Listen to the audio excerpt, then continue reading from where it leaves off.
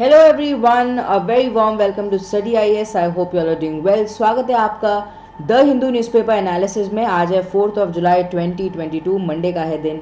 Start करते हैं अपने आज की न्यूज़ को, पर उससे पहले आपके लिए एक इम्पॉर्टेंट बात। Push yourself because no one else is going to do it for you. आपको अपने आप को खुद ही पुश करना होगा, खुद ही अपनी मोटिवेशन बननी होगी। ज़रूरी नहीं है कि आपके पास हमेशा कोई रहेगा जो कि आपको पुश करेगा या कहेगा कि आपको आगे बढ़ना है। अपने लिए खुद डिसीजन लेना स्टार्ट करो, अपने आप को खुद पुश करना स्टार्ट करो एंड आप देखेंगे कि आपकी लाइफ और भी ज़्यादा बेटर हो पाएगी। आपके जो भी गोल्स हैं वो जितनी जल्दी हो सकते हैं वो आपको साकार होते हुए नज़र आएंगे, पूरे होते हुए नज़र आएंगे। स्टार्ट करते हैं अपनी आज के द हिंदू न्यूज़पेपर को। पेज नंबर 1 पर हमें एक बहुत रिग्रेसिव एक न्यूज़ देखने को मिली कि tribal women in Madhya Pradesh set ablaze over land dispute. Land dispute की वजह से एक ट्राइबल वुमेन को जला दिया गया एंड उनका अभी ट्रीटमेंट चल रहा है इसी बेसिस पर। एंड कुछ लोग जो थे वो क्या कर रहे थे, उनकी फैमिली लैंड के ऊपर उसे लेने की कोशिश कर रहे थे एंड उसकी वजह से ये जो प्रॉब्लम है वो हमें देखने को मिली। ये जो इंसान है Ram Pyari Bai, she is belonging to Sahariya tribe, ठीक है। एंड ये ट्राइब क्या है, ये एक पर्टिकुलरली वल्नरेबल ट्राइबल ग्रुप में आती है ये ट्राइब। तो हमारे लिए एग्जाम पॉइंट ऑफ व्यू से इंपॉर्टेंट हो जाता है पर्टिकुलरली वल्नरेबल ट्राइबल ग्रुप, क्यों, जो कि हमें इस आर्टिकल के थ्रू एक तरीके से टॉपिक के व्यू में समझना है। अब देखो, पर्टिकुलरली वल्नरेबल ट्राइबल ग्रुप वो ग्रुप होती हैं अमंग दी ट्राइबल ग्रुप जो कि और भी ज़्यादा हमें निचले स्तर पर देखने को मिलते हैं या उन्हें और भी ज़्यादा रिक्वायरमेंट होती है प्रोटेक्शन की। 1973 के अंदर एक कमीशन बिठाई गई थी। कमीशन बहुत इंपॉर्टेंट है, दीवार कमीशन। इन्होंने प्रिमिटिव ट्राइबल ग्रुप्स को बनाया, ठीक है, as a separate category who are less developed among the tribal group, ठीक है। तो ये सिर्फ पीटीजी को लेकर आए थे, पर 2006 के अंदर गवर्नमेंट ऑफ इंडिया ने इसको चेंज कर पर्टिकुलरली वल्नरेबल ट्राइबल ग्रुप नाम कर दिया। इन दिस कंटेक्स्ट 1975 के अंदर government of India initiated to identify the most vulnerable tribal group as a separate category called PVTG and उन्होंने डिक्लेयर किया 52 सच ग्रुप्स को। वाइल 1993 में 23 ग्रुप्स और एड ऑन हो गए in this category and 75 PVTG out of 704 scheduled tribes हमें देखने को मिले। तो गवर्नमेंट ऑफ इंडिया ने क्या किया, धीरे से अपना काम जो है वो स्टार्ट कर दिया 1975 के बाद एंड वो उन वल्नरेबल ट्राइबल ग्रुप्स को ढूंढने लगे जिससे उनके बेसिस पर वो और भी जो स्टेप्स हैं उनको लेकर आ सके। PVTG have some basic characteristic, देखो उनको पहचानने का भी कुछ कैरेक्टरिस्टिक्स है, जैसे कि वो होमोजीनियस होते हैं, स्मॉल पॉपुलेशन देखने को मिलेगी, फिजिकली आइसोलेटेड होंगे, उनका एक रिटन लैंग्वेज होगा या फिर उसका एब्सेंस हो सकता है, बेसिकली एब्सेंस देखने को मिलता है। रिलेटिवली सिंपल टेक्नोलॉजी का वो इस्तेमाल करते हैं, इतना ज़्यादा वो हाईली एडवांस नहीं होते and slower rate of change उनकी जगह पर देखने को मिलेगा and they are mostly homogeneous. कुछ ऐसी चीज़ें होंगी जिनको वो कर रहे होंगे एंड उसके अलावा वो इधर उधर नहीं जाते होंगे, मतलब उन्हीं प्रैक्टिसेस को वो पूरा करते होंगे, उन्हीं कस्टम्स को वो फॉलो करते होंगे।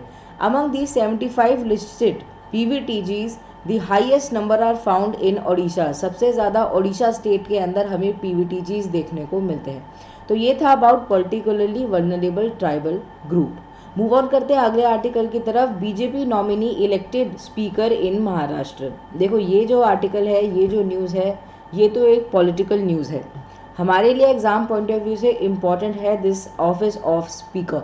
जब हम स्पीकर की बात करते हैं, द लोकसभा जो कि हाईएस्ट लेजिस्लेटिव बॉडी होती है, वो अपना जो स्पीकर है उसको चुनती है, who presides over the day to day functioning of the house. Day to day functioning जो होती है हाउस की, उनको क्या करते हैं, ये प्रिसाइड करते हैं।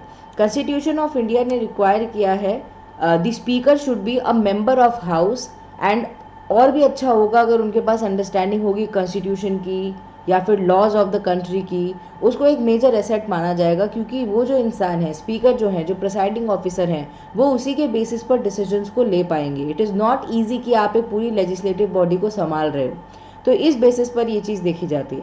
The speaker along with deputy speaker is elected among the Lok Sabha members bye simple majority of members present and voting. तो सिंपल मेजॉरिटी के थ्रू ये हमें आते हुए नजर आते हैं। और चीज़ें देखो, स्पीकर जो है वो होल्ड करते हैं ऑफिस को from the date of their election till immediately before the first meeting of next Lok Sabha, यानी मतलब करीबन 5 साल के लिए हमें इनका जो टेन्योर है वो देखने को मिलता है। The speaker once elected is eligible for reelection. हमारे कॉन्स्टिट्यूशन के अंदर बहुत सारे ऐसे ऑफिसेज हैं जहाँ पर री इलेक्शन के लिए अलाउड नहीं है, पर इनको री इलेक्शन के लिए अलाउड है। एंड लोकसभा जब भी डिसॉल्व होती है, स्पीकर को वेकेट नहीं करना पड़ता है अपना ऑफिस, एंड वो कंटिन्यू रख सकते हैं with the newly elected Lok Sabha that meets. He और शी इज़ फाइनल इंटरप्रेटर, ये बहुत इंपॉर्टेंट है, ये फाइनल इंटरप्रेटर होते हैं of the provision of constitution of India, rules of procedure and conduct of business of Lok Sabha and parliamentary procedure with in the house. ठीक है, तो फाइनल इंटरप्रिटेशन इन्हीं का होता है। फिर उसके बाद ये प्रिसाइड करते हैं जॉइंट सिटिंग को of 2 houses of the parliament, and speaker does not vote in the first instance. ऐसा नहीं है कि फर्स्ट इंस्टेंस में पार्लियामेंट में और सबके साथ वो वोट कर सकते हैं, पर अगर एक टाई लाइक सिचुएशन आ जाती है तो वो एक कास्टिंग वोट दे सकते हैं। ही और शी डिसाइड्स, इनके पास एक मेजर रोल होता है कि ये डिसाइड करते हैं कि एक बिल एक मनी बिल है या नहीं। ठीक है, एंड उनका जो डिसीजन होगा इससे रिगार्डिंग उसको फाइनल माना जाता है। It is the speaker who decides the question of disqualification of the member of Lok Sabha. Disqualification के मामले में भी मेजर जो डिसीजन होता है वो इन प्रिसाइडिंग ऑफिसर का होता है, arising on the ground of defection. ठीक है, 10th शेड्यूल के अंदर जो लिखा गया है उसके रिगार्डिंग अगर डिसीजन लेना होगा तो जो स्पीकर होगा उनका एक मेजर हैंड हमें देखने को मिलेगा। तो this was the static portion, speaker के बारे में, ऑफिस ऑफ स्पीकर के बारे में, कैसे नियुक्ति होती है, कौन कौन लोग इंक्लूडेड होते हैं, एंड उसके बाद क्या उनका मेजर रोल है, जैसे कि फाइनल इंटरप्रेटर हमें वो ये देखने को मिलते हैं। फिर उसके बाद हो गया कि मनी बिल जो है उससे रिगार्डिंग इनके पास क्या पावर है, कास्टिंग वोट की जो पावर है। ठीक है, ये सब हमारे लिए इंपॉर्टेंट है। चलिए मूव ऑन करते हैं अगले आर्टिकल की तरफ। After fall of the city Russia stakes claim to Luhansk. Russia ने क्लेम कर दिया है कंट्रोल संडे को over the last Ukrainian territory जो कि है लुहांस्क। ठीक है, तो अब देखो हमारे लिए एग्जाम पॉइंट ऑफ व्यू से इंपॉर्टेंट हो जाता है लुहांस्क, क्योंकि यूपीएससी क्या कर रहा है अभी ना, ये देखने की कोशिश कर रहा है कि हम कितने ज़्यादा अवेयर हैं। हमसे पूछा जा सकता है कि ये जो पर्टिकुलर जगह है ये कौन सी देश के अंदर हमें देखने को मिलती है। तो Luhansk is related to Ukraine, and Russia ने अभी क्या कर दिया है, इसके ऊपर जो कंट्रोल है उसको क्लेम कर दिया है। तो रशिया एंड यूक्रेन की जो सिचुएशन है वो अभी भी बेटर नहीं हो पा रही है, वैसे ही चल रही है रशिया के साइड से भी, एंड यूक्रेन भी कह रहे हैं कि हम अपने लिए लड़ेंगे, हम अपनी टेरिटरी के लिए लड़ेंगे। तो situation is not getting better, whereas सब लोग ओवर द वर्ल्ड ये चाहते हैं कि ये बेटर हो जाए, क्योंकि इसकी वजह से ग्लोबली भी बहुत ज़्यादा टेंशन हो रही हैं, हमें उथल पुथल देखने को मिल रही है फूड प्राइसेस में, फ्यूल प्राइसेस में। ठीक है, हर वे में, ट्रेड में, हर वे में जो सिचुएशन है वो कहीं ना कहीं बिगड़ रही है। चलिए पेज नंबर 2 पर 2 आर्टिकल हमें देखने को मिलते हैं। पहला तो है government adds Jagannathpuri yatra to its free pilgrimage scheme. Delhi government will be sending elderly pilgrims for Jagannathpuri yatra in Odisha to its free pilgrimage scheme. Delhi government ने डिसाइड कर लिया है कि जो एल्डरली लोग हैं उनको वो जगन्नाथपुरी यात्रा के लिए भेजेंगे वाया दी फ्री पिलग्रिमेज स्कीम। ठीक है, तो यहाँ पर ये एक सेल्फ अवेयरनेस का एक आर्टिकल है आपके लिए। The general public was not allowed to take part in Rath Yatra in 2020 and 2021 कोविड-19 की वजह से, बट अभी क्या है, अभी सिचुएशन बेटर हो गई है, तो इसलिए फिर से जो नॉर्मल जो कंडक्ट्स हैं उसको रिज्यूम करने की बात करी जा रही है। ठीक है, तो यहाँ पर एक हमें आर्टिकल इसी के रिगार्डिंग देखने को मिला है। दूसरा आर्टिकल है government to urge centre to slash GST for manufacturing single use plastic alternatives. Environment minister Gopal Rai इन्होंने कहा है संडे को कि हम रिक्वेस्ट करेंगे सेंटर को कि क्या करो, जो GST रेट्स है on the raw material for manufacturing alternatives. ठीक है, लोग क्या कर रहे हैं, अभी सिंगल यूज प्लास्टिक तो हमें देखने को मिला 1 जुलाई से बंद हो गई है, तो ऑल्टरनेटिव्स की रिक्वायरमेंट है। तो ये क्या कह रहे हैं, ये कह रहे हैं कि जो GST रेट है रॉ मटेरियल पर, रॉ मटेरियल जो कि इस्तेमाल किया जाता है इन ऑल्टरनेटिव्स को बनाने पर, उसको कम कर दिया जाए, जिससे जो सिचुएशन है वो बेटर हो एंड लोग ज़्यादा मोटिवेटेड हों कि उनको इन ऑल्टरनेटिव्स को इन यूज़ लेकर आना है। ठीक है, manufacturers and startups which are working on alternatives of single use plastic, उन्हें ये देखने को मिला है कि उनको ज़्यादा GST देना पड़ता है रॉ मटेरियल के ऊपर, तो इसकी वजह से उनको भी इशू होगा, एंड जो और लोग हैं, ठीक है, कहीं ना कहीं कैस्केडिंग बेसिस पर हमें देखने को मिलेगा कि लोगों तक भी जो कॉस्ट है वो हमें जाती हुई नज़र आएगी। तो यहाँ पर ये एक आर्टिकल था सिंगल यूज़ प्लास्टिक से रिलेटेड, ये हमें देखने को मिला। मूव ऑन करते हैं अगले आर्टिकल की तरफ जो कि हमें दो बेसिक पेजेस में देखने को मिला है अलग अलग रूप में। मणिपुर की सिचुएशन दो हमें जगहों पर देखने को मिली है। पहले तो पेज नंबर 2 पर bad weather hits rescue work in Manipur. Manipur में हमें पता है situation is not good right now. Landslip हमें देखने को मिला है एंड जो सिचुएशन है वो बहुत ज़्यादा बिगड़ गई है। ऊपर से वहाँ पे बैड वेदर भी हो रहा है, रेन भी बहुत ज़्यादा चल रही है एंड इसी के चलते बहुत सारी लोगों की जान चली गई है विच इज़ रियली सैड। अब यहाँ पर क्या हो रहा है कि जो वर्क है वो चल रहा है। आर्मी पर्सोनल जो है वो भी अपने एंड पर जो भी काम कर सकते हैं, जो भी हेल्प कर सकते हैं वो करने की कोशिश कर रहे हैं। पर जो हैवी रेन है एंड फ्रेश लैंडस्लाइड है वो जो सिचुएशन है उसको और भी ज़्यादा बेकार कर रही है। आर्मी हो गई, Assam rifle, territorial army, state disaster response force, national disaster response force सब लगे हुए हैं कि वो कैसे ही हेल्प करें। Also research operation, search operation जो है वो इस समय चल रहे हैं जिससे आइडेंटिफाई किया जाए बॉडी को। डेब्रिस देखने को मिल रहा है बहुत ज़्यादा जो हो गया है वो, अगर जो लैंड स्लिप की वजह से आया है वो जो डेब्रिस है वो क्या कर गया है, वो रिवर्स के ऊपर आ गया है। अब देखो रिवर के ऊपर स्पेशली ये जो अगर रिवर है इसके ऊपर ये जो आ गया है डेब्रिस, इसकी वजह से क्या हो गया है कि जो पानी है वो ऊपर लेवल पर आ गया है। उसके बाद वो क्या होगा, आउटफ्लो कर जाएगा लो लिविंग जो एरियाज़ है उनके पास जहाँ पर लोग रह रहे हैं। तो सिचुएशन थ्रेटनिंग ही हो रही है और भी ज़्यादा बिगड़ ही रही है। ठीक है, यहाँ पर देखो पेज नंबर 6 पर भी एक आर्टिकल आया है, वेकअप कॉल, कि अब हमें टाइम आ गया है कि हमें हर चीज़ को देखना पड़ेगा। मणिपुर की सिचुएशन से ये रियलाइज़ हुआ है कि हमें ऐसे स्टेप्स लाने होंगे कि अगर ऐसी कोई भी सिचुएशन आ जाती है तो हम बेटर वे में उसको और भी ज़्यादा डील कर सके। अब देखो यहाँ पर क्या है, ये जो रिवर है इसके रिगार्डिंग बात करी गई है कि इसमें क्या हो गया है, डेब्रिस भर गया है एंड उसकी वजह से जो पानी है वो आउटफ्लो कर सकता है एंड लोगों तक जाकर वो और भी ज़्यादा डिज़ास्ट्रस जो सिचुएशन है उसको फॉर्म कर सकता है। इन्वायरमेंट मिनिस्ट्री ने इस चीज़ को बोला कि ये जो सिचुएशन है ये एंथ्रोपोजेनिकली ज़्यादा इंड्यूस्ड है, कहीं ना कहीं हम ह्यूमन एक्टिविटीज़ की वजह से ही ये इतनी ज़्यादा एग्रीवेट हुई है एंड नेचुरल रीजन इसके इतने ज़्यादा नहीं है। तो ये और भी ज़्यादा दुख की बात है कि हम ह्यूमंस ने अपने लिए खुद गड्ढा खोदा है। An early warning system for landslide is still being developed and refined by Geological Survey of India, and this could help reduce the scale of such disaster once deployed across the vulnerable state. देखो early warning system landslide से related geological survey of India लेकर आ रहा है, पर अभी वो क्या है, अभी वो डेवलप्ड इतना ज़्यादा नहीं हो रहा है, it is still in the developing mode. अगर ये आ जाएगा अर्ली वार्निंग सिस्टम तो इसकी मदद से क्या होगा कि हम रिड्यूस कर पाएंगे द स्केल ऑफ डिजास्टर को एंड बेटर वे में डील कर पाएंगे ऐसी सिचुएशन को। North east are keen on accelerating connectivity project to uplift a relatively economic backward region. अभी क्या है, नॉर्थ ईस्टर्न स्टेट्स कोशिश कर रही हैं कि इस सिचुएशन से बाहर निकलकर इकोनॉमिकली बैकवर्ड रीजन को बेटर कर सके। डिजास्टर सच एज लैंडस्लाइड जो जैसे आ गई है ये एक बहुत बड़ा एक थ्रेट कॉज कर रही है इस पर्टिकुलर मोटिव के लिए। नॉर्थ ईस्टर्न स्टेट्स क्या चाहती है कि वो अपनी कनेक्टिविटी को बेटर कर सकें और भी ज़्यादा डेवलप हो सकें, पर ऐसे टाइप का डिज़ास्टर आ जाता है तो देखने को मिलता है कि पहले इस सिचुएशन को बेटर कर लें, उसी के बाद तो हम आगे फ्यूचर का सोच पाएंगे। ठीक है, तो यहाँ पर ये इशू है एंड डिफॉरेस्टेशन एक बहुत बड़ा रीज़न बताया जा रहा है जिसकी वजह से ऐसी टाइप ऑफ सिचुएशन फॉर्म हुई है। चलिए मूव ऑन करते हैं अगले आर्टिकल की तरफ जो कि बहुत ही इंपॉर्टेंट आर्टिकल है, celebrating the unknown and the unsung. ये हमें देखने को मिला एंड ये जो आर्टिकल है ये अल्लूरी सीतारामा राजू के ऊपर है। अल्लूरी सीतारामा राजू जो हैं ये इंपॉर्टेंट पर्सनैलिटी है modern Indian point of view से, हमें इनके बारे में पता होना चाहिए। तो ये एक इंडियन रिवोल्यूशनरी हैं जिन्होंने वेज कर दिया आर्म्ड कैंपेन को अगेंस्ट दी ब्रिटिश।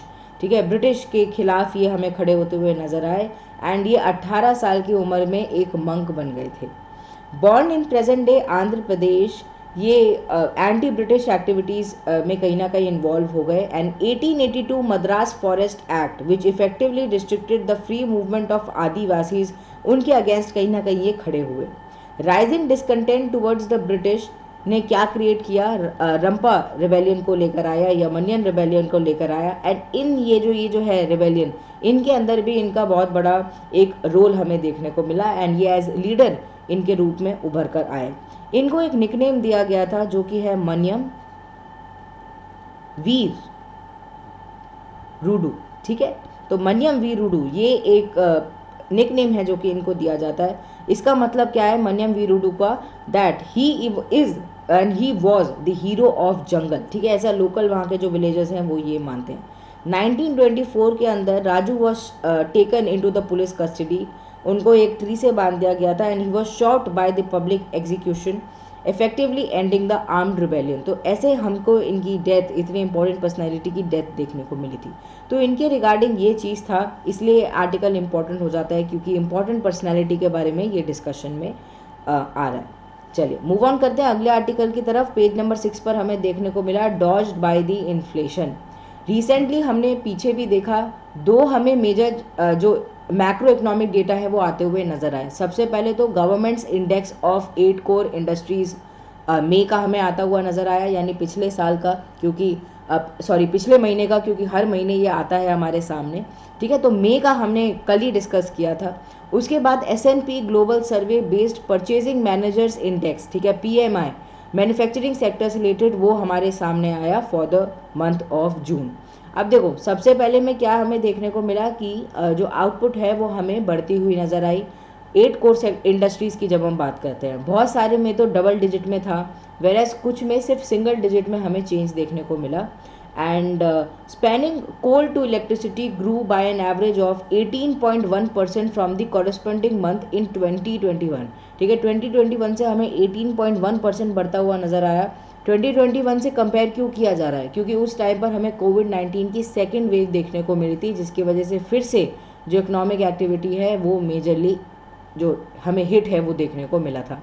हमने कल डिस्कशन में लिया था कि कैसे कैसे जो हमें है वो सिचुएशन देखने को मिली है, कैसे कैसे बढ़ा है, क्या इनका वेट है। ठीक है, हाउएवर सीक्वेंशियल बेसिस पर अगर हम देखें तो growth in output over April 2022 level was significantly slower. ठीक है, वो बहुत ज़्यादा हमें स्लो देखने को मिला था। तो क्या हुआ कि एक ऑप्टिकल इल्यूजन टाइप का देखने को मिला कि लो प्रोडक्शन थी कहीं ना कहीं in the year earlier period. While the index as a whole registered month-on-month growth of 2.6%, petroleum product per expanded 1.9%, electricity grew by 1.5%, steel by relatively healthier 5%। ठीक है, तो हमें ये सिचुएशन देखने को मिली है पूरा। नाउ डिसकंसर्टिंगली सीमेंट जो है अ की बिल्डिंग मटीरियल जो कि यूज़ किया जाता है कंस्ट्रक्शन में, बड़ी बड़ी बिल्डिंग्स बनाने में, नॉर्मल घर बनाने में, that reflect activity levels in the job intensive sector actually saw output shrink। ठीक है, यहाँ पर क्या हुआ, हमें श्रिंक देखने को मिला है सीमेंट के बेसिस पर। अगर हम देखें तो इससे हमें पता चलता है कि इस सेक्टर के अंदर, इस पर्टिकुलर एरिया के अंदर कितना ज़्यादा श्रिंक हुआ है, जो एक्टिविटी है वो कम देखने को मिली है। उसके बाद price measure dampened the manufacturing growth. अगर हम PMI डेटा की बात करें तो मैन्युफैक्चरिंग ग्रोथ हमें स्लो देखने को मिली है एंड इसका बहुत बड़ा रीज़न हमें स्लो डाउन के रूप में देखने को मिला है। एंड कहा जा रहा है कि कोविड-19 की जो सिचुएशन है उसकी वजह से ये जो सिचुएशन है ये हमें आती हुई नज़र आई है एंड उसी से ही इसका रिलेशन है। धीरे धीरे टाइम लगेगा कि हम अपनी जो मैन्युफैक्चरिंग सेक्टर है उसको फिर से पटरी पर ला सकें, उसको बेटर कर सकें एंड फिर से मैन्युफैक्चरिंग की फील्ड में हम थोड़ा आगे बढ़ सकें। ठीक है, तो यहाँ पर हमें यही देखने को मिला है एंड लास्ट में होप दिखाया जा रहा है कि हम इफेक्टिव रिकवरी को लेकर आएंगे। मूव ऑन करते हैं अगले आर्टिकल की तरफ। पेज नंबर 7 पर why is defection a non issue for voters. देखो इसके अंदर ये बताया गया कि देखने को ये मिला है कि डिफेक्शन के बाद भी जो इंडियन वोटर्स हैं उनको ज़्यादा फर्क नहीं पड़ता है एंड लार्ज स्केल सेक्शन जो है वो हमें देखने को मिलता है कि वो चूज़ करते हैं पार्टी को and not the candidate during the election. वो जो वोट करते हैं वो किस बेसिस पर करते हैं, वो वोट करते हैं on the basis of the party. जो पार्टी उनको अच्छी लगती है वो वोट कर देते हैं एंड वो कैंडिडेट के बारे में इतना नहीं सोचते। वेयर एज ग्राउंड रियलिटी पर अगर हम एक बहुत अच्छी डेमोक्रेसी चाहते हैं, कि इफेक्टिव डेमोक्रेसी चाहते हैं जहाँ पर लोगों के पास अधिकार है, तो लोगों को merits as well as demerits देखने चाहिए किसी कैंडिडेट के। उनका अगर कोई क्रिमिनल बैकग्राउंड है तो वो देखना चाहिए। ठीक है, तो सब चीज़ें मैटर करती हैं, यहाँ पर ये बोला गया है एंड बहुत सारे ऐसे एग्जाम्पल हो चुके हैं जो कि डिफेक्टर्स हैं। ठीक है, उनको फिर से री इलेक्ट कर दिया गया है एंड पार्टी ने उनको टिकट दे दी गई है। Now evidence from national election study indicate that view of the Indian voters are divided on what kind of representative they would prefer and vote for. हमें एक डिस्टिंक्शन देखने को मिलती है। बहुत सारे ऐसे हैं जो कि एक्सप्रेस नहीं करते स्ट्रॉन्ग रिजर्वेशन को अगेंस्ट द कैंडिडेट, जिनका जो बैकग्राउंड है वो इतना ज़्यादा अच्छा नहीं है, करप्ट प्रैक्टिसेस में वो इंडल्ज कर चुके हैं, तो लोग बहुत ज़्यादा इसके बारे में अपने आप को एक्सप्रेस नहीं करते। वाइल बहुत सारे खुश होते हैं वोट करने के लिए उन लोगों के लिए जो कि ऑनेस्ट हैं, बट जो ऑनेस्ट है एंड इनअसेसेबल देखने को मिलते हैं, उन कैंडिडेट्स को भी बहुत सारे लोग जो हैं वो वोट करते हैं। फिर उसके बाद बहुत सारे लोग उनको वोट करते हैं एंड खुश रहते हैं उनको वोट करने में, जो कि करप्ट प्रैक्टिसेस में इंडल्ज होते हैं, बट कम से कम वो असेसेबल तो हैं, लोग उन तक पहुंच तो सकते हैं। तो लोगों की अलग अलग डिमांड्स के बेसिस पर लोग जो हैं वो वोटिंग को प्रैक्टिस करते हैं, यहाँ पर ये चीज़ बोली गई है। एंड देखो इसके अंदर क्योंकि डिफेक्शन की बात करी गई है, तो यूपीएससी पॉइंट ऑफ व्यू से हमें समझना है the anti defection law. Anti defection law जो है वो पनिश करता है एमपी को, एमएलए को, ठीक है, from leaving one party to another, या फिर कोई भी अगर वो ऐसी टाइप की जो एक्टिविटी करते हैं जो कि ठीक नहीं है, ठीक है, उसके रिगार्डिंग उनको पनिश किया जा सकता है। 10th schedule of the constitution में हमें इसके रिगार्डिंग जो प्रोविजन है वो देखने को मिलता है, जिसको हम एंटी डिफेक्शन एक्ट कहते हैं फेमसली।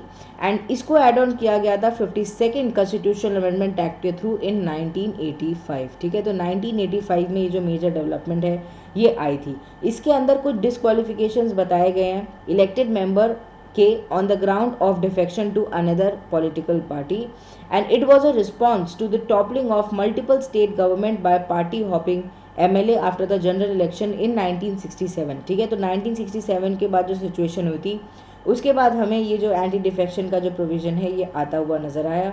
एंड इसके अंदर बहुत सारे ग्राउंड्स दिए गए हैं कि अगर एक elected member voluntarily give up कर देता है his membership of the political party, तो वो एक ग्राउंड हो सकता है। और भी बहुत सारी चीज़ें हैं, नॉमिनेटेड मेंबर के लिए भी है कि अगर एक नॉमिनेटेड मेंबर ज्वाइन कर लेता है किसी पॉलिटिकल पार्टी को after the expiry of 6 months, ठीक है, तो वो भी एक ग्राउंड हो सकता है। या फिर एक इंडिपेंडेंटली इलेक्टेड मेंबर ज्वाइन करता है किसी भी पार्टी को, ठीक है, वो एक हो सकता है। अगर आप विप के अगेंस्ट वोट करते हो, ठीक है, तो वो भी एक रीज़न हो सकता है। तो इसके अंदर ये जो हैं डिस्क्वालिफिकेशंस ये डिफाइन करे गई है। मूव ऑन करते हैं अगले आर्टिकल की तरफ। पेज नंबर 7 पर ही हमें देखने को मिला we need an urgent national plan on electrical safety.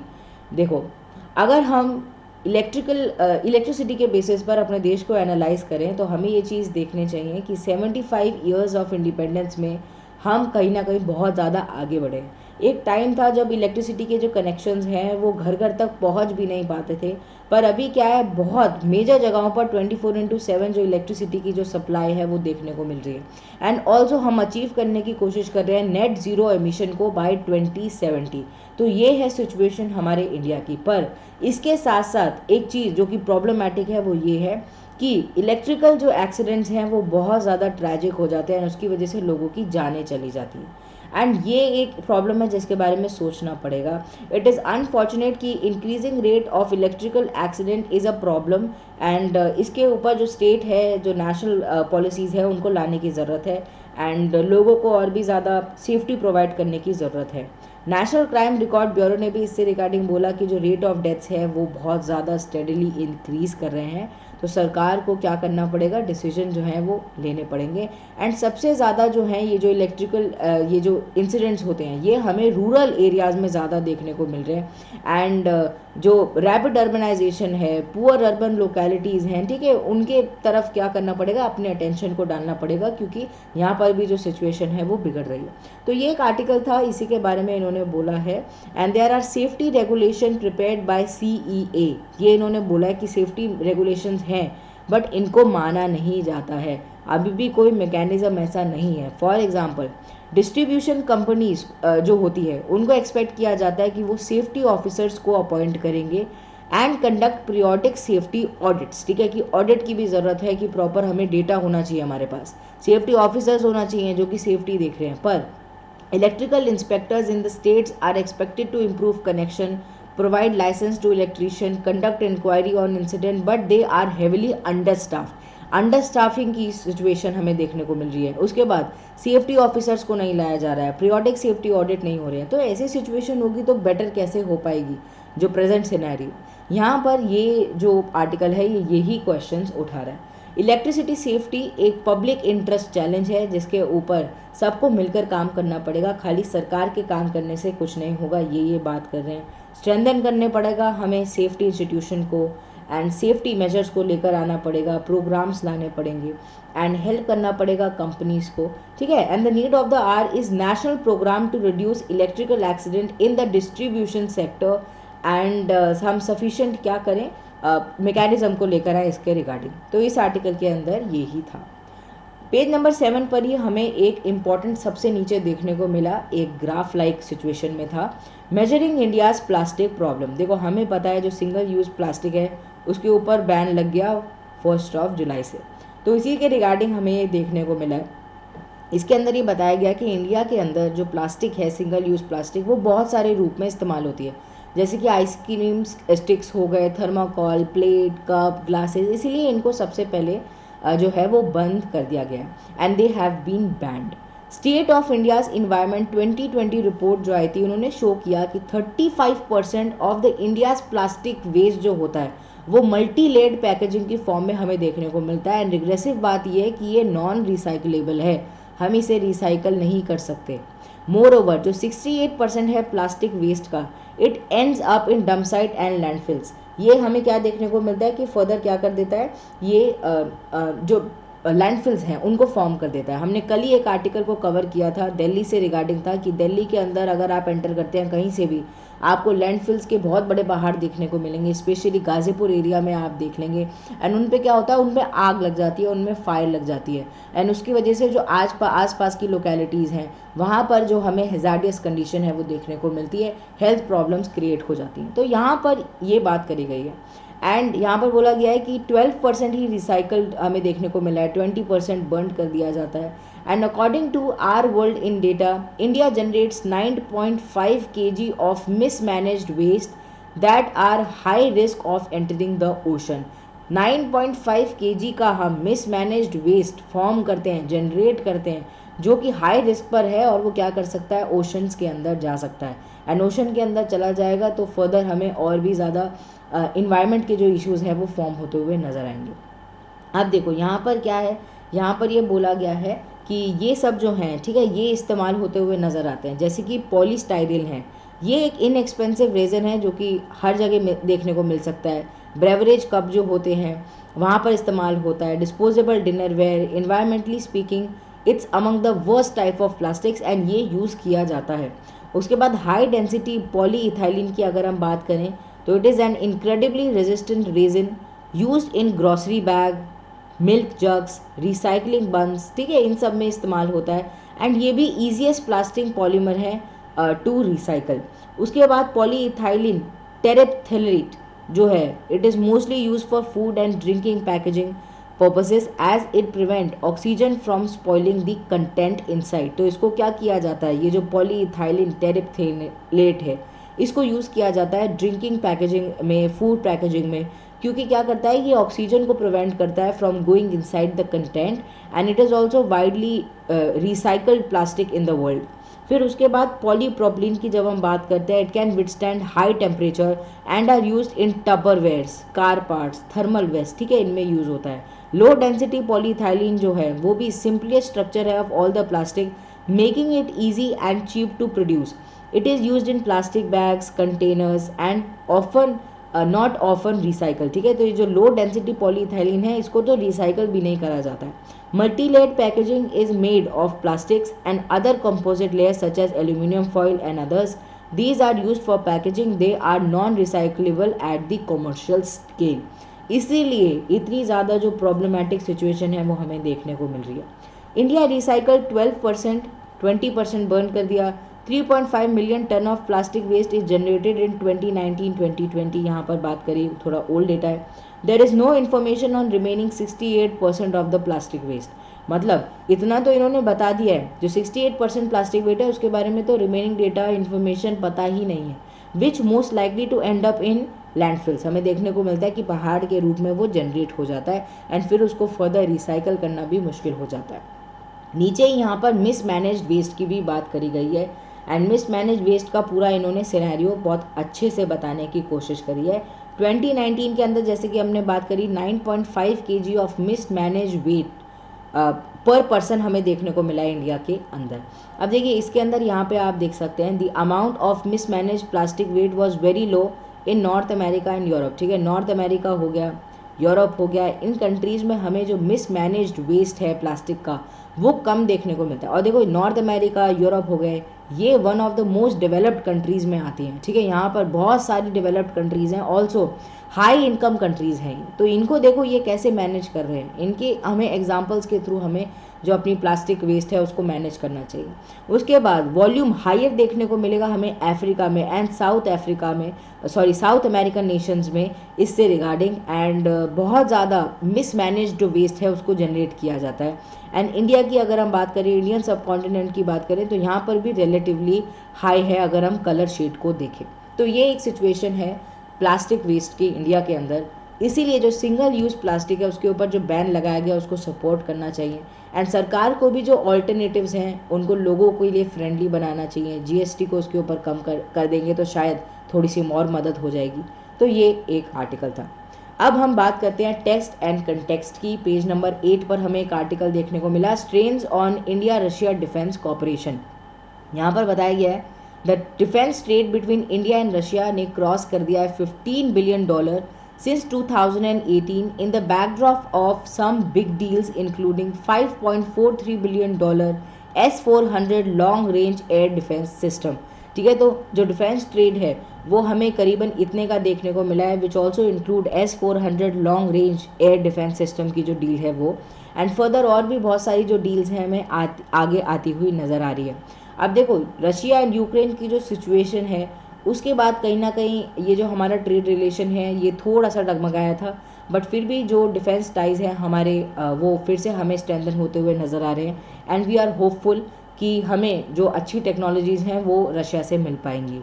And main यहाँ पर जो इशू है वो है कि रशिया को शट आउट कर दिया गया है फ्रॉम ग्लोबल स्विफ्ट सिस्टम। ठीक है, एंड ये क्यों किया गया, क्योंकि रशिया एंड यूक्रेन का जो इशू हो रहा था उसकी वजह से हमें ये जो सिचुएशन है वो देखने को मिली।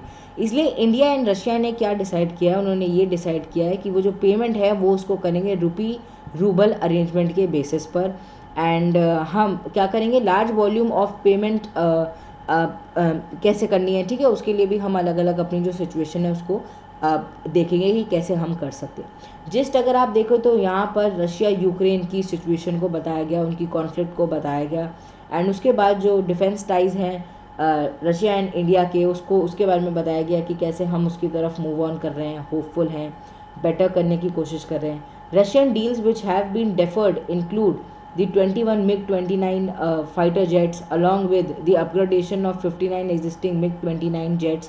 ठीक है, यहाँ पर इसकी बात करी गई है। चलिए इसी पेज पर हमें पेज नंबर 8 पर ही हमें देखने को मिलता है the functioning of national investigation agency. देखो इस आर्टिकल के अंदर हमारे लिए इम्पोर्टेंट है नेशनल इन्वेस्टिगेशन एजेंसी। अगर हम NIA की बात करते हैं तो it was constituted in the wake of 26/11 Mumbai terror attack, जो कि हमें नवंबर 2008 में होता हुआ नज़र आया था। Agency come in existence on December 31, 2008, and इन्होंने 2009 से क्या करा, वर्क करना, अपनी जो नॉर्मल फंक्शनिंग है उसको स्टार्ट कर दिया। NIA क्या है, सबसे पहले तो एक सेंट्रलाइज्ड एजेंसी है जो कि इन्वेस्टिगेट करती है सारे ऑफेंसेस को जो कि इफेक्ट करते हैं sovereignty, security and integrity of the nation and friendly relation with the foreign state and the offences under the statutory law enacted to implement the international ties। तो अगर इससे रिलेटेड हमें कोई भी थ्रेट देखने को मिलेगा तो NIA क्या करेगी, जो इन्वेस्टिगेशंस है उनको स्टार्ट कर देगी। The law under which the agency operate extend to the whole of the India and also applies to the Indian citizens outside the India.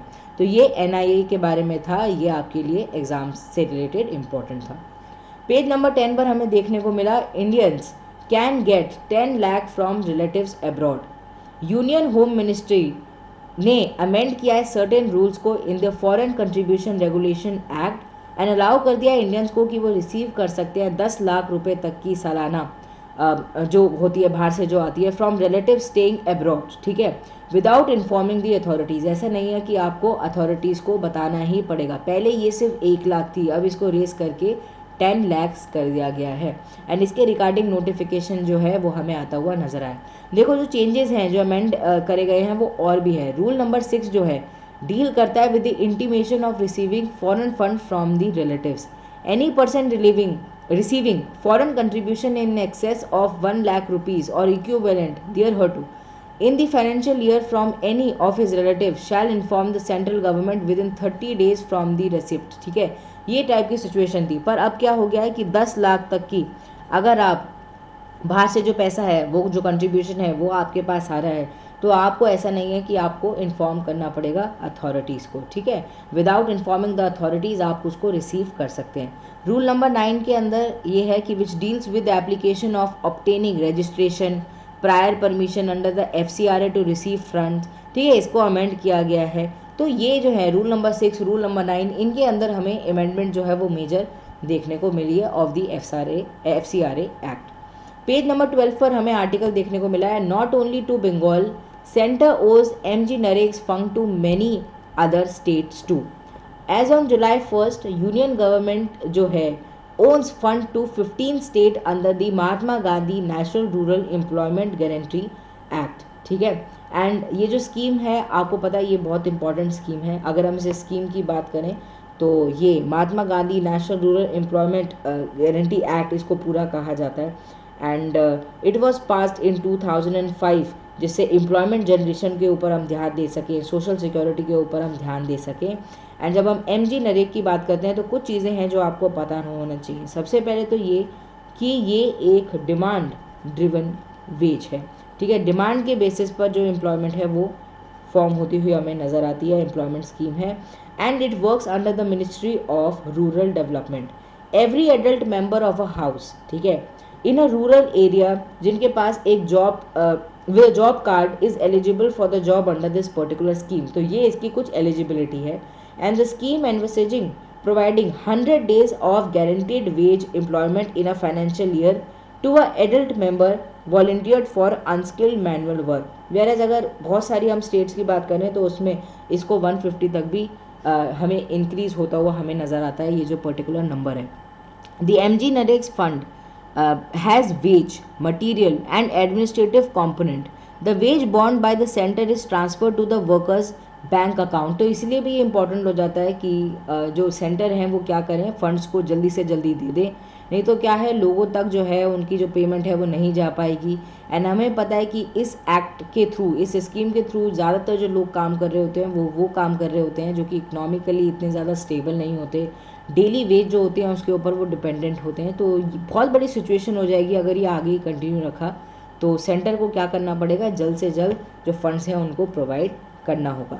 एक बहुत इंटरेस्टिंग आर्टिकल हमें पेज नंबर 12 पे सबसे नीचे देखने को मिला, targeting GI tag Mayurbhanj superfood and chutney to find more tables. देखो ये आपने कभी नहीं सुना होगा कि ऐसा बोला जाता है कि जो रेड वीवर आंट जो होती है उनसे दूर रहो, अगर वो काट लेगी तो पेन होगा, रेडिश बम्प फॉर्म हो जाएंगी, स्किन एलर्जीज हो जाएंगी, उनसे दूर रहो। पर यहाँ पर जो वीवर आंट्स हैं they are popular among the people mostly of the tribes of the Mayurbhanj district. And क्या किया जाता है, एक माउथ वाटरिंग, उनके लिए माउथ वाटरिंग होता है, एक डिश बनाई जाती है, एक चटनी बनाई जाती है जिसको काई चटनी कहते हैं, ठीक है। एंड ये जो चटनी है मेजर बात ये है कि ये थोड़ी सेवरी होती है टेस्ट में, एंड प्रोटीन में बहुत ज़्यादा रिच होती है, कैल्शियम में रिच होती है, जिंक, विटामिन B12 जिसकी जो कमी है वो हमें ज़्यादातर देखने को मिलती है। उसके बाद iron, magnesium, potassium, sodium, copper, fibre, amino acid, ठीक है, इन सब में इतनी ज़्यादा ये रिच है। एंड इम्यून सिस्टम को बहुत ज़्यादा बढ़ाती है, डिजीज़ को दूर रखती है, ठीक है, ऐसा यहाँ पर क्लेम किया जा रहा है। तो ये लोग क्या कर रहे हैं, ये जो उड़ीसा के लोग हैं, इस पर्टिकुलर डिस्ट्रिक्ट के लोग ये कोशिश कर रहे हैं कि इसको GI टैग मिल जाए, क्योंकि एक ये यूनिक चीज़ है एंड ऑल्सो बहुत ज़्यादा फेमस है। तो जोग्राफिकल इंडिकेशन का जो टैग है आप देखो कितना ज़्यादा इंपॉर्टेंट है। ये क्या करेगा, ये रेपुटेशन को बढ़ा देगा। ऑल्सो ये जो चटनी है अगर ये इसको बेचना चाहते हैं आगे तो इसका जो प्राइस है, ठीक है, वो भी कहीं ना कहीं और बेटर इनको मिल पाएगा, तो इनको फ़ायदा ही होगा, इसलिए कोशिश कर रहे हैं कि इसको GI टैग मिल जाए। तो ये एक आर्टिकल था, कितना इंटरेस्टिंग आर्टिकल्स था। जिन चीटियों से दूर रहने को कहा जाता है उन्हीं की चटनी बनाकर कहीं ना कहीं मदद हो रही है, ठीक है। तो यहाँ पर हमें ये देखने को मिला। उसके बाद हमें एक पेज पर देखने को मिला, नॉट पेज नंबर 2 पर हमें लास्ट में देखने को मिला on a weak wicket precious metal जो हैं जैसे कि गोल्ड हो गए, सिल्वर हो गए, ठीक है, उनकी सिचुएशन के बारे में यहाँ पर बताया गया है। एंड बोला गया है कि US dollar and the rise in US treasury yield effective the sentiments of the precious metals. ये अभी सिचुएशन चल रही है। हमें पता है जो रुपी है वो US डॉलर के अगेंस्ट हमारा वीक हो गया है and it help mitigate the impact of fall in the gold in the domestic market. The hike in the import duty on gold and silver भी अनाउंस कर दिया गया, तो कहीं ना कहीं उसने भी जो प्राइजेस हैं उनमें मदद करी है कि वो थोड़ा बेटर हो पाए, रेगुलेट हो पाए, कम हो पाए। देखो गोल्ड जो है ना गोल्ड हमारे देश के अंदर आपको पता है कि कितनी ज़्यादा मान्यता रखता है, ठीक है। Gold is very important and हमारे देश के अंदर आपने देखा होगा वुमेन से रिलेटेड हमें देखने को मिलता है कि गोल्ड बहुत ज़्यादा प्रेस्टिजियस माना जाता है। अब गोल्ड किन किन चीज़ों से इफ़ेक्ट होता है, इसका रेट में हमें चेंजेस, हमें इन्फ्लेशन अगर हो रहा है, ठीक है, तो उसकी वजह से भी हमें जो गोल्ड की प्राइजेस हैं वो ऊपर नीचे जाते हुए नज़र आ सकते हैं। फिर ग्लोबली अगर कोई मूवमेंट चल रहा है, जैसे कि अभी रशिया यूक्रेन की सिचुएशन हो रही है, फ्यूल प्राइजेस हमें बढ़ते हुए नज़र आ रहे हैं, फूड प्राइजेस हमें बढ़ते हुए नज़र आ रहे हैं, तो हमें ऑटोमेटिकली जो गोल्ड प्राइजेस है उनमें भी हमें बदलाव देखने को मिलेगा। फिर गवर्नमेंट गोल्ड रिजर्व्स, ठीक है, इसके ऊपर भी डिपेंडेंट होता है कि गोल्ड का क्या प्राइस है। ज्वेलरी मार्केट हो गया, ठीक है, इस समय कैसे चल रही है, मंदी चल रही है या अच्छी चल रही है, इसके ऊपर डिपेंडेंट होता है। इंटरेस्ट रेट्स के ऊपर डिपेंडेंट होता है, तो इसीलिए ये चीज़ हमें देखने को मिलती है। दो COMEX gold could see some recovery in the near term, the overall trend remains the weak। दो थोड़ी सी रिकवरी हुई है पर अभी भी वीक ही सिचुएशन लग रही है। और ये जो रिकवरी हुई है ना, ये भी इसलिए हुई है कि कहीं ना कहीं इम्प्योर्ड ड्यूटी जो है वो गोल्ड के ऊपर, सिल्वर के ऊपर हाइक कर दी गई है, तो उसकी वजह से हमें सिचुएशन थोड़ी बेटर होती हुई नज़र आ रही है। बट फिर भी ये जो प्रीशियस मेटल है इनके ऊपर ध्यान देना पड़ेगा एंड जो सिचुएशन है उसको और भी ज़्यादा बेटर हम आगे देखें फ्यूचर में, ठीक है, इसकी ये बात कर रहे हैं। This was all for this video, I really hope you like it. आज के द हिंदू में यही सारी इंपॉर्टेंट खबरें थी। ऐसे ही आप हमारे साथ सुबह सुबह द हिंदू न्यूज़पेपर को कवर करते रहिए। मिलते हैं कल, बाय बाय, टेक केयर।